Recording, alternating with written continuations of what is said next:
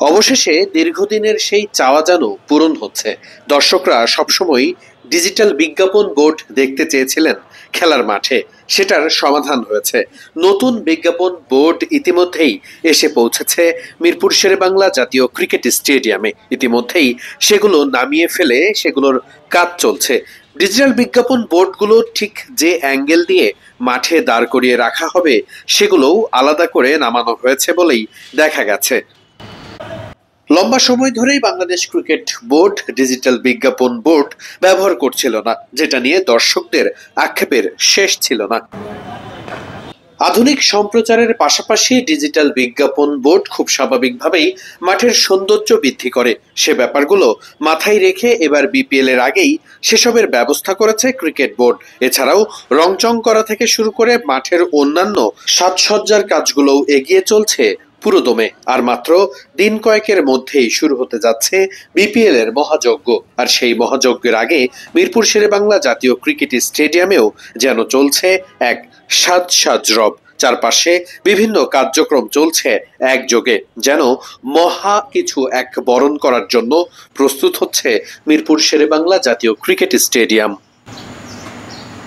BPL এমন এক মঞ্চ যেখানে সব ক্রিকেটার, সব কোচেরা এক ছাতার নিচে চলে আসেন।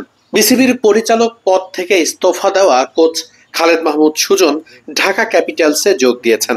তিনিও এসেছেন। প্রতিদিনই দলগুলোর অনুশীলন চলছে পর্যায়ক্রমে, যেখানে ক্রিকেটাররা নিজেদের প্রস্তুত করছেন। একই সাথে প্রস্তুত হচ্ছে ক্রিকেট ভেন্যু, যেখানে মঞ্চায়ন হবে বিপিএল এর এবারের নয়া আসর। অন্যান্য ভেন্যুগুলোতে ফ্লাড লাইট নিয়ে বেশ কিছু সমস্যা থাকলেও সেদিক থেকে নির্ভর শেরেবাংলা জাতীয় ক্রিকেট স্টেডিয়াম। যদিও সেসব নিয়ে পরীক্ষা নিরীক্ষা চলছে প্রতিনিয়তই, যাতে করে ম্যাচের সময় কখনো কোনো সমস্যা তৈরি না হয়। বিপিএল নিশ্চিত করেই বাংলাদেশের মানদণ্ডে অনেক বড় একটা প্ল্যাটফর্ম, যেটা দিয়ে বিচার করা হতে পারে বাংলাদেশের সামর্থ্য কতটা। বাংলাদেশ ক্রিকেট বোর্ড সেটা নিয়ে বড্ড সিরিয়াস। সবকিছুতেই নতুন এক আবহ তৈরি চিন্তা করছে ক্রিকেট বোর্ড।